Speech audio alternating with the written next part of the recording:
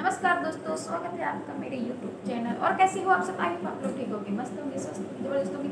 और कमेंट करके जय माता दी जरूर लिख दीजिएगा दोस्तों। और आज मैं आप लोगों को बताने वाली हूँ, जिउतिया पर्व आने वाला है, जो कि नहाए खाए और पारण का सही समय मैं आप लोगों को बताने वाली हूँ। और तो बहुत से लोगों के क्वेश्चन तो ये थे कि गुरुवार को जो नहाए खाए पड़ रहा है जिउतिया का, तो उसमें हम गुरुवार को तो सुहागिन महिलाएं बाल नहीं धोती हैं, तो ये ज़्यादा क्वेश्चन चल रहा था, मैंने देखा वाईटी पे। तो ऐसा कुछ नहीं है, जैसे उपवास कभी का तो हो सकता है, क्योंकि वो कैसा ज़रूरत हो जाती है अपने की। कहते हैं कि गुरुवार को बाल धोने से लक्ष्मी की हानि होती है, बट हाँ बात तो सही है। लेकिन आप लोग गुरुवार को बाल धो सकते हो, उसके बाद अपना उपवास रख सकते हो, कोई ऐसा ज़रूरी नहीं है। कभी कभी ऐसा हो जाता है। हाँ, अगर बहुत से स्त्रियां हैं जो मतलब कह रही हैं कि नहीं गुरुवार को बाल बिल्कुल भी नहीं मतलब धोती हैं, बहुत बाराती वगैरह हैं, तो उनके लिए ये है कि वो बुधवार को ही अपने बाल वगैरह अच्छे से धोकर और फिर उसके बाद से लहसुन प्याज का त्याग कर दे, लहसुन प्याज ना खाए, तो उन लोगों के लिए चल सकेगा। बट जो धोना चाहती हैं वो धो सकती हैं, कुछ भी अपने को इससे कुछ हानि नहीं होगी। क्योंकि कहते हैं ना, कभी कभी एक गलती है तो भगवान भी माफ़ कर देते हैं, लेकिन यहाँ पे गलती नहीं, हमारा ये नियम ही है, हमको नहाना खाना है। और गुरुवार को ही नहाए खाए पड़ गया है तो कोई बात नहीं, आप लोग बाल धो सकते हो, कोई दिक्कत नहीं होगी।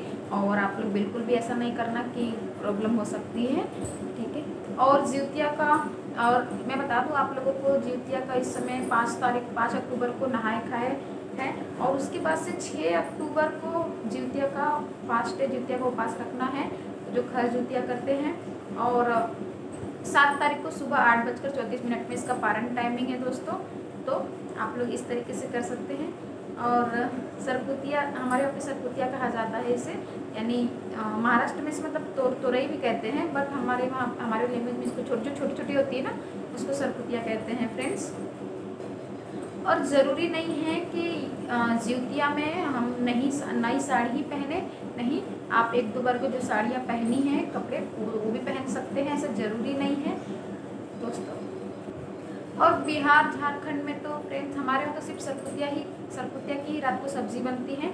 और जो चील और जीमुत वाहन के लिए जो रखते हैं ना, तो जो भी आप लोग बनाए, ज़रूरी नहीं है कि पूड़ी बना दीजिए, रोटी बना दीजिए, कुछ भी जो आपकी इच्छा है।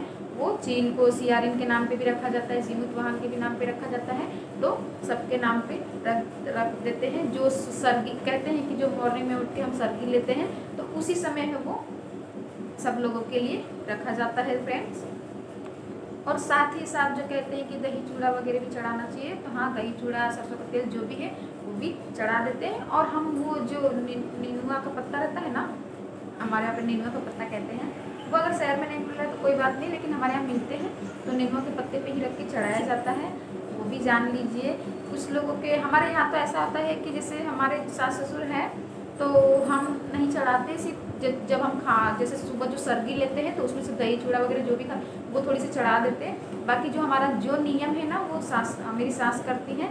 और हाँ, जिनके यहाँ सास नहीं रहती उनको तो पूरे विधि विधान से ये जिउतिया का पर्व, उपवास, खर जिउतिया जो भी सब कुछ अच्छे से ही नियम पालन से ही रखना पड़ता है फ्रेंड्स। और दोस्तों, आप लोग चील सियारिन की तो जिउतिया में कहानियाँ हमेशा सुनते होंगे, बहुत बार सुने हैं। खर जिउतिया महाभारत से भी रिलेटेड करते हैं। कहते हैं कि जब अश्वत्थामा बदला लेने के ये था, जब अश्वत्थामा गुस्सा बहुत ज़्यादा ही क्रोधित हो गया था पांडवों के ऊपर, और पांडवों से बदला लेने के लिए वो रात्रि में उनके कक्ष में चले गया था। और जहाँ द्रौपदी के 5 पुत्र सो रहे थे, तो अश्वत्थामा ने उन 5 का ही वध कर दिया था, ये समझ के कि वो पांडव ही हैं। और उसके बाद उत्तरा थी अभिमन्यु की पत्नी, उसके गर्भ में जो परीक्षित पल रहे थे, मतलब तो अश्वत्थामा को जब पता चला कि ये तो द्रौपदी के पुत्र हैं, पांडव नहीं थे, तो फिर उसने गुस्से में आकर फिर उत्तरा का गर्भ ही नष्ट कर दिया था ब्रह्मास्त्र से। तो फिर श्री कृष्ण ने क्या किया, उत्तरा का जो गर्भ था उसको नष्ट कर दिया था जब अश्वत्थामा ने कर दिए थे। तो फिर श्री कृष्ण ने उसको गर्भ में ही जीवित कर दिया।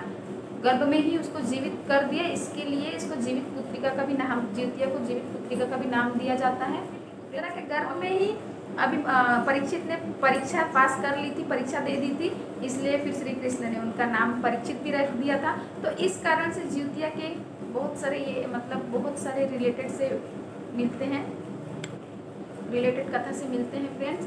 तो कैसा लगा आप लोगों को मेरा ये ब्लॉग वीडियो, कमेंट करके ज़रूर बताइएगा। और जय माता दी, और आप लोगों को आने वाले जिउतिया के हार्दिक पर्व की शुभकामनाएं फ्रेंड्स।